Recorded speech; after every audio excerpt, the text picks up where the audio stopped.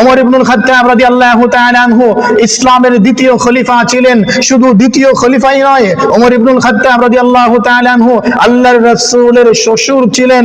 শুধু আল্লাহর রাসূলের শ্বশুর ছিলেন তাই নয়, ওমর ইবনুল খাত্তাব রাদিয়াল্লাহু তাআলা আনহু দুনিয়ায় যেই সমস্ত সাহাবায়ে কেরাম বেহেশতের সার্টিফিকেট পেয়েছেন, এর মধ্যে 2 নাম্বার স্থান ছিল ওমর ইবনুল খাত্তাব রাদিয়াল্লাহু তাআলা আনহু।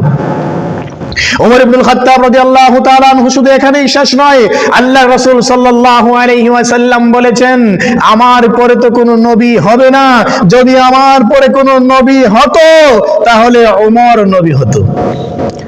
ওমর ইবনুল খাত্তাব রাদিয়াল্লাহু তাআলা আনহু আমিরুল মুমিনিন নিযুক্ত হলেন, মুসলমানদের খলিফা নিযুক্ত হলেন। মুসলমানদের খলিফা নিযুক্ত হওয়ার পরে ওমর ইবনুল খাত্তাব রাদিয়াল্লাহু তাআলা আনহু সমস্ত রাজ্যের শাসনকর্তাদের কাছে খোলা চিঠি পাঠালেন। ওমর ইবনুল খাত্তাব রাদিয়াল্লাহু তাআলা আনহু চিঠির মধ্যে উল্লেখ করে দিলেন, হে সমস্ত শাসনকর্তা, শাসক, তোমাদেরকে বলছি, আমি ওমর ইবনুল খাত্তাবের কাছে নামাজ সবচেয়ে বড় প্রিয়, নামাজটা সবচেয়ে গুরুত্বপূর্ণ, আমার কাছে নামাজটা হচ্ছে সবচেয়ে দামি একটা ইবাদত, আমার কাছে নামাজটা হলো সবথেকে ভালো একটা গুরুত্বপূর্ণ ইবাদত। আমি ওমর ইবনুল খাত্তাব রাদিয়াল্লাহু তাআলা আনহু নামাজটাকে আমি সবচেয়ে বেশি মহব্বত করি, ভালোবাসি।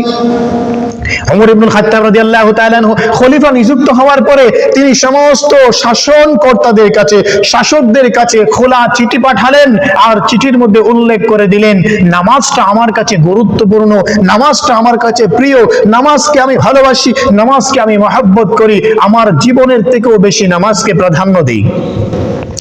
ওমর ইবনুল খাত্তাব রাদিয়াল্লাহু তাআলা আনহু খোলা চিঠি পাঠালেন সমস্ত শাসনকর্তাদের কাছে। চিঠির মধ্যে ওমর ইবনুল খাত্তাব রাদিয়াল্লাহু তাআলা আনহু উল্লেখ করে দিলেন, নামাজটা আমার কাছে প্রিয়, নামাজটা আমার কাছে গুরুত্বপূর্ণ, আমি নামাজকে ভালোবাসি, পছন্দ করি, নামাজকে আমি জীবনের চাইতে বেশি ভালোবাসি।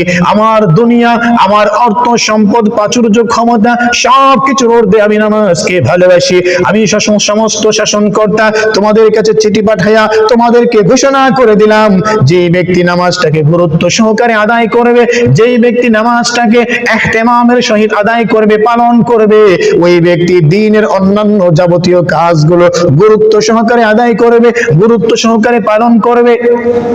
আমার ভাইয়েরা, ওমর ইবনুল খাত্তাব রাদিয়াল্লাহু তাআলা আনহুর কাছে নামাজটা বড় প্রিয় ছিল, দামি ছিল, নামাজটাকে তিনি মহব্বত করতেন, ভালোবাসতেন। সমস্ত রাজা বাদশাদের কাছে ঘোষণা করে দিলেন চিঠির মাধ্যমে, নামাজকে যে ব্যক্তি গুরুত্ব সহকারে ইহতিমামের সাথে আদায় করবে, পালন করবে, ওই ব্যক্তির যাবতীয় কাজগুলো সুন্দর হবে। আমার ভাইয়েরা, খলিফা ওমর ইবনুল খাত্তাব রাদিয়াল্লাহু তাআলা আনহুর মতো বর্তমান জামানায় যদি একটা খলিফা আমরা পাইতাম, একটা শাসক যদি আমরা পাইতাম, তাহলে আমাদের সমাজের প্রতিটা মানুষ নামাজি হয়ে যেত, আমাদের সমাজের প্রতিটা মানুষ আল্লাহওয়ালা বুজুর্গ হয়ে যেত, আমাদের প্রতিটা মানুষগুলো মসজিদমুখী হয়ে যেত। যদি আজকে আমরা খলিফা ওমর ইবনুল খাত্তাব রাদিয়াল্লাহু তাআলা আনহুর মতো একটা শাসক পাইতাম, তাহলে হয়তো এই মুসলিম জাহানের মুসলিম উম্মাহ নামাজ না পড়ে থাকতে পারতো না, কোনো মুসলমান নামাজ ছাড়তে পারতো না। অবশ্যই অবশ্যই তাকে নামাজ পড়তে হতো, অবশ্যই অবশ্যই তাকে মসজিদে আসতে হতো।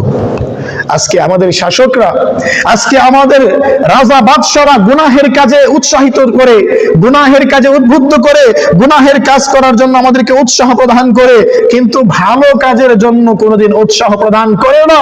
ভালো কাজ করতে গেলে বাধা প্রদান করে, ভালো কাজ করতে গেলে বাধা হয়ে দাঁড়ায়, ভালো কাজ করতে গেলে আমাদেরকে বলে আমরা জঙ্গি, আমাদেরকে বলে আমরা সন্ত্রাস।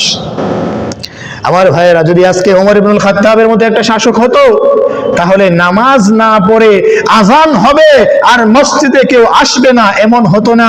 আজান হবে, বাজারে দোকান খোলা থাকবে, এমন হতো না। আজান হবে আর চায়ের দোকানে টিভি সিনেমা চলবে, এমনটা হতো না, হতো না, হতো না।